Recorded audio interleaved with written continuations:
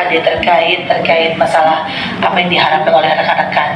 Kalau kita bicara R2 R3 pastinya pendidikan, kesehatan, bidang-bidang teknis lainnya ya, karena ini berkaitan dengan semua bidang teknis yang ada di baik di dinas maupun sampai ke tingkat kecamatan, ada puskesmas, UPTD dan lain sebagainya. Dan saya juga di daerah berkomunikasi dengan teman-teman Honorer R3 yang harapannya sama disampaikan oleh teman-teman DPP pada hari ini. Karena kita tahu bahwa keberadaan suatu kepemerintahan baik daerah, provinsi dan pusat ini tidak terlepas dari kinerja teman-teman honorer semuanya. Bahkan kalau kita melihat sebenarnya walaupun paruh waktu 3 jam 4 jam, teknis di lapangan bisa 6 jam, bisa 8 jam ya, sesuai kebutuhan. Apalagi teman-teman yang memang beban kerjanya juga cukup banyak gitu loh. Sehingga tadi sesuai dengan masukan juga dari teman-teman, kami juga berkewajiban untuk menampung aspirasi dan menyampaikan kepada pimpinan terkait hal-hal yang diinginkan oleh teman-teman semuanya. Dan di lapangan juga saya melihat bahwa memang seolah-olah tidak ada berkeadilan gitu lah. Teman-teman yang sudah berjuang, ada yang 10 tahun, 15 tahun, 20 tahun ketika tes, ya mohon maaf, pasti kadang-kadang tidak bisa mengikuti dengan anak-anak yang mungkin baru lulus ya, fresh graduate 1-2 tahun dan lain sebagainya. Sehingga tentunya juga nanti mungkin juga izin pimpinan akan ada masukan terkait masalah pengkajian dari pengalaman bekerja.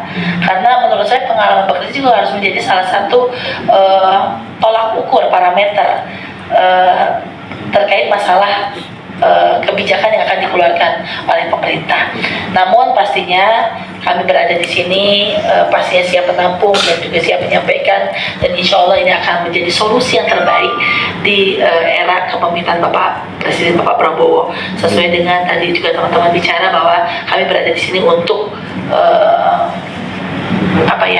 bisa menjadi kepanjang tanganan dari teman-teman atas aspirasi disampaikan tadi.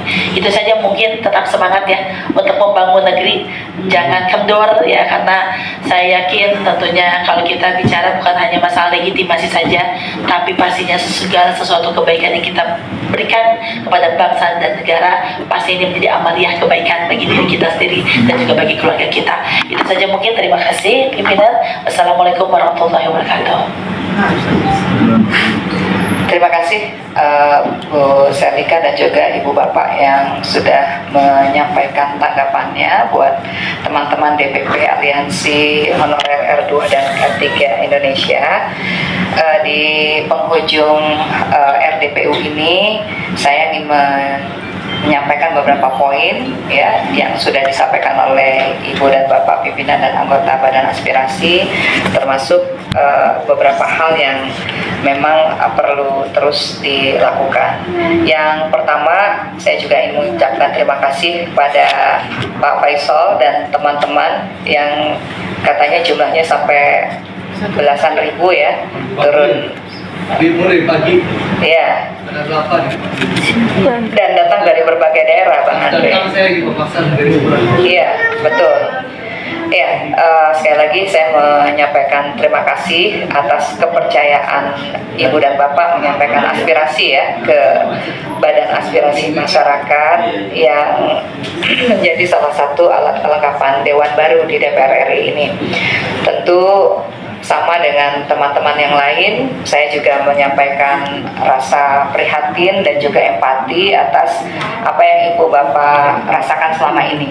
Karena sebetulnya Bang Andre dan juga teman-teman, di Komisi 9 juga kita pernah membentuk panja pengawasan tenaga honorer ya, P3K di bidang kesehatan ya. Banyak sekali memang permasalahan yang disampaikan pada waktu itu ya.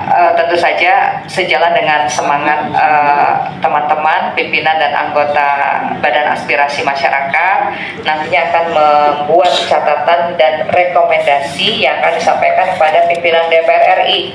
Kenapa? Karena saya yakin masalah Honorer sudah banyak dibahas di Komisi 10 terkait pendidikan kemudian juga di Komisi 9 terkait kesehatan, atau kemudian di Komisi 4 juga ada yang terkait dengan tenaga penyuluh ya di pertanian dan seterusnya. Dan bahkan di Komisi 2 yang memang banyak sekali daerah 3T ya, yang daerahnya Bu Saadiah Ulubuti itu di kepulauan harus naik boat ya, mungkin Bu Ellen juga tahu ya betapa perjuangan mereka. Dan terakhir tentu saja yang tidak kalah penting adalah jaminan keberlanjutan kerja ya bagi P3K yang ya seharusnya tidak ada unsur diskriminasi antara yang sudah lama mengabdi dengan yang baru yang lebih kompeten begitu. Kenapa? Karena kita semua meyakini bahwa kerja-kerja yang dilakukan baik tadi disebutkan oleh Dr. Selika, ada di kantor kecamatan, di PLUD, di puskesmas, di sekolah, di berbagai kantor pemerintah, semuanya pasti memiliki peran dan juga signifikansi yang sama bagi kemajuan negara tercinta Indonesia. Ya, sekali lagi saya menyampaikan terima kasih. Ibu dan Bapak sudah menyampaikan Sedikit Bu, sedikit saja Ibu. Iya. Mohon izin Ibu, mohon izin sedikit saja. Kami ini berada di sini ini mewakili teman-teman kami. Kami belum merasa mendapat jawaban dari ini semua. Kami ingin menitipkan pesan kepada Bapak Ade Rosyade sebagai mungkin salah satu yang dekat dengan Pak Presiden. Seperti itu, Pak Presiden pernah berjanji dalam kampanyenya akan mensejahterakan honorer. Jadi kami di sini juga salah satunya melalui Bapak ini menyampaikan menagih janji Pak Presiden Prabowo tentang akan mensejahterakan honorer. Di sini kami ini honorer sudah menunggu Bapak. Kemudian kami juga menunggu kejelasan kapan Bapak di sini kami ini akan diangkat menjadi penuh waktu. Kalaupun harus ada pertemuan kembali, kami harus hadir menyampaikan langsung karena kami khawatir permasalahan-permasalahan yang ada di kami tidak tersampaikan dengan baik, Ibu. Dan yang menjadi harapan-harapan dari teman-teman se-Indonesia ini tidak tersampaikan juga. Begitu. Jadi kami ini juga diombang-ambing, Ibu, aksi ini. Keluarlah surat bahwasanya RDP terjadi di tanggal 4. Setelah itu menjelang aksi damai kami, keluarlah surat bahwasanya RDP itu ditunda dengan alasan yang tidak jelas. Tidak ada alasannya sama sekali, hanya ditunda dengan waktu yang belum ditentukan. Teman-teman seluruh Indonesia ini sudah membeli tiket, yang dari Aceh 5 juta PP, ada yang 8 juta. Ini honorer, Ibu. Jadi kami tidak ingin berhenti di sini. Kami ingin memohon kepastian di sini. Jadi harapan kita Pak Presiden harus segera mengeluarkan peraturan pemerintah. Kepres bahwasanya penyelesaian P3K R2 dan yang berstatus R2 dan R3 itu harus diangkat menjadi penuh waktu. Kami sudah tidak ingin menunggu lagi karena kami mulai dari setelah Pak SBY itu janji itu terus. Setelah mulai dari Presiden Pak SBY itu janji untuk honorer itu, bahkan kami terkadang dieksploitasi demi kepentingan politik, Ibu. Nanti kalau kami ini terpilih akan kami angkat. Kami terkesan dieksploitasi gitu loh. Kami diambil untuk kepentingan saja. Itu jeritan tangisan dari anak seorang honorer, Ibu, yang meminta keadilan di sini. Jadi kalau hanya kami ini diterima saja aspirasinya, kemudian kami ini tidak, kami ingin diagendakan yang pasti kapan kita bisa bertemu dalam forum yang lebih lengkap dengan ada pemerintah, agar pemerintah bisa tahu bahwasanya kami ini menunggu kepastian itu, bukan hanya ditampung saja aspirasinya tanpa adanya eksekusi. Sekali lagi saya memohon ke Bapak Ade untuk Andre Rosyade, mohon izin untuk bisa disampaikan langsung ke Pak Prabowo bahwasanya kesejahteraan honorer adalah menjadi janji politiknya juga. Dan kami masih ingat karena ini belum 100 hari kerja Pak Prabowo, makanya kami ingat ini janjinya yaitu mensejahterakan honorer. Kemudian harus ada kesejahteraan dari honorer, ditambah penghasilannya dan semacamnya. Kami belum itu, Pak, belum sampai ke situ. Anak-anak di sekolah makan bergizi tapi orang tuanya tidak mampu membeli beras, Bapak. Anak-anak diberi susu tapi orang tuanya harus bingung untuk membeli kebutuhan-kebutuhan sehari-hari. Saya rasa bukan itu yang kami inginkan. Bagaimana kesejahteraan itu bisa terwujud sehingga tidak perlu diberi makan gratis. Mungkin teman-teman honorer ini bisa membelikan nasi yang bergizi, makanan yang bergizi untuk anak-anaknya. Nggak ribet-ribet bikin dapur, Bapak. Jadi saya harap kapan kami bisa bertemu lagi di dalam forum yang lebih lengkap sehingga kami bisa memastikan apa yang menjadi harapan kami bisa tersampaikan betul. Kami bukan tidak percaya kepada Bapak Ibu badan aspirasi ini. Tapi kalau ini tidak dieksekusi, kami bisa apa? Apa perlu kita mengadakan aksi yang lebih besar lagi? Mengorbankan keuangan kami, kemudian keluarga kami yang ditinggalkan. Kami ini mungkin ada teman-teman yang hutang ini untuk datang ke Jakarta ini, Pak. Karena tidak mahal, Pak. Tidak murah, Bapak, untuk datang ke Jakarta ini. Biaya hidup juga mahal.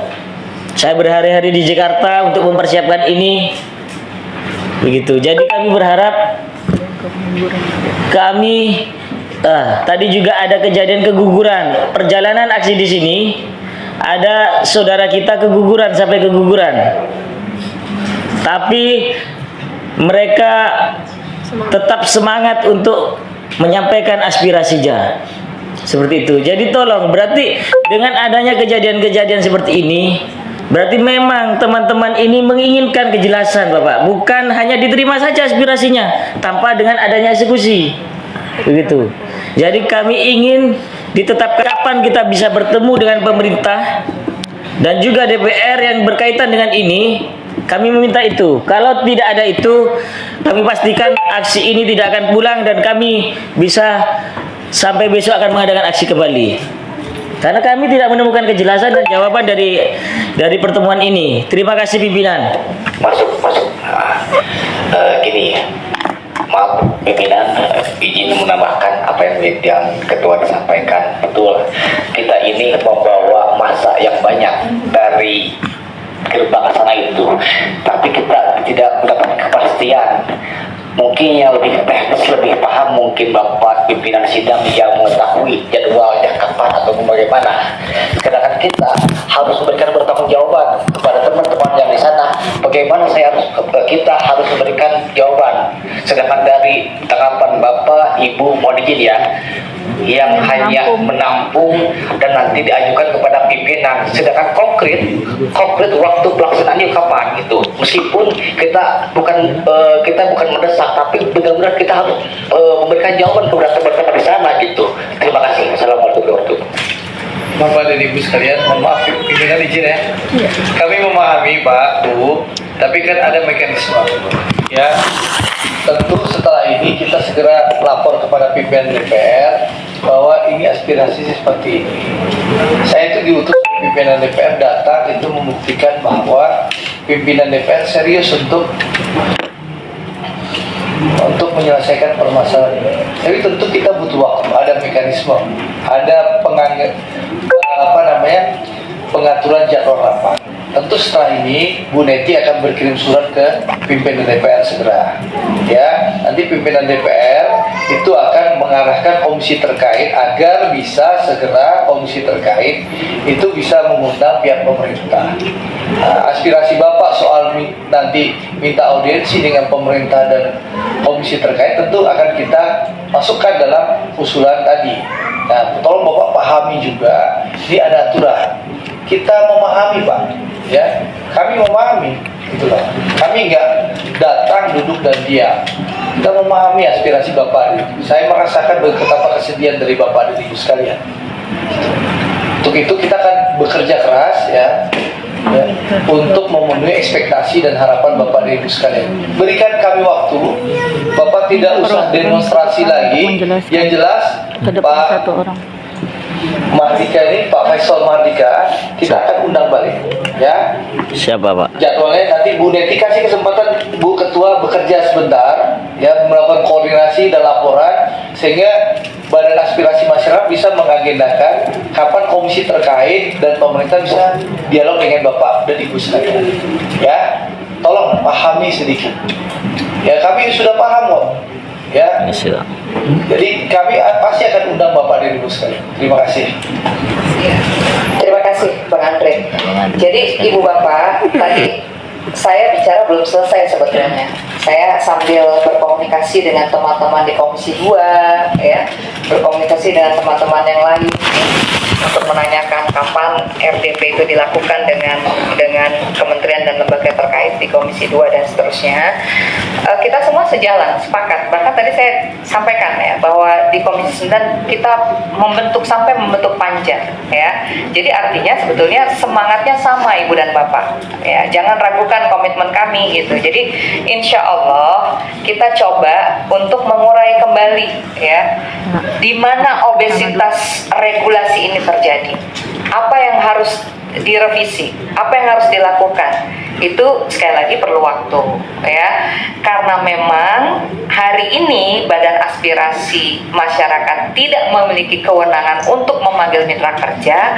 Tentu kami akan sampaikan ke pimpinan DPR RI. Bahkan Bapak, kita semua bersyukur kenapa Bang Andre, Pak Obon ini dari fraksi Gerindra ya, fraksinya Pak Presiden Prabowo Subianto gitu. Jadi artinya ada jaminan bahwa insya Allah kasus yang atau aspirasi yang Bapak Ibu sampaikan ini akan mendapatkan notifikasi ya dari pimpinan DPR RI untuk bisa ditindaklanjuti ya. Kenapa? Karena sebahagiannya pasti berproses di pemerintah ya. DPR RI melakukan rapat, meninjau kembali aturannya, regulasinya, memanggil mitra kerja yang lain dan seterusnya. Itu perlu waktu seperti itu ya. Jadi kalau orang Jawa bilang nggak saknyet gitu ya Pak ya. Jadi perlu waktu ya, berikan kami waktu untuk bisa membuat tadi catatan dan rekomendasi ya. Kenapa? Karena pimpinan DPR RI juga perlu diupdate ya, situasinya seperti apa, berapa banyak yang hadir pada unjuk rasa kali ini, seperti apa kegentingannya dan seterusnya. Itu perlu disampaikan ya. Begitu ya Ibu dan Bapak ya. Insya Allah. Izin Ibu sebentar ini. Ibu. Dan saya informasikan, saya ditelepon langsung oleh pimpinan DPR untuk hadir di ruang rapat ini. Itu menunjukkan bahwa pimpinan DPR sangat aware terhadap permasalahan Bapak dan Ibu. Saya lagi di Komisi 6 tadi, lagi mimpin Komisi 6 menerima aspirasi pensiunan pupuk Kaltim dan Jiwasraya tadi. Tapi kalau ditelepon oleh pimpinan DPR, suruh pindah datang rapat ke Badan Aspirasi Masyarakat. Berarti menunjukkan apa? Bahwa pimpinan DPR serius ya terhadap permasalahan Bapak dan Ibu sekalian. Tadi saya telepon oleh Pak Dasko langsung, Ketua Harian Partai Gerindra, orang kepercayaan langganan Presiden Republik Indonesia. Jadi berarti kan serius, ya. Jadi gitu, terima kasih. Izin Ibu, terakhir Ibu, izin, maaf. Terima kasih Bang Andre yang sudah memberikan kepercayaan penuh. Mudah-mudahan apa yang disampaikan pada hari ini Ibu pimpinan dan juga semua yang disampaikan ke Bapak Presiden untuk lebih meyakinkan Bapak, kami ini membawa 20.000 orang di bawah.